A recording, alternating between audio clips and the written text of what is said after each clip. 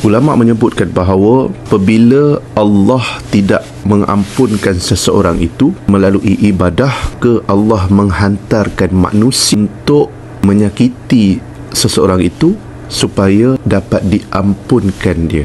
Kita lihat dalam surah An-Nur ayat ke-22, dan wal-ya'fu, sesiapa yang memaafkan, bukan maaf saja tetapi dia melupakan atas apa yang orang telah lakukan kepada dia, maka Allah akan ampunkan orang tersebut. Sebab itu ada orang yang tidak hadirkan kepada kita untuk menyakiti kita melalui WhatsApp, berhadapan ataupun melalui pekerjaan, tapi apabila kita mengampunkan dia, memaafkan dia, maka itu adalah tandanya Allah telah mengampunkan kita. Kerana setiap manusia yang dihantarkan itu tidaklah melakukan perkara yang sia-sia, melainkan dengan izin Allah.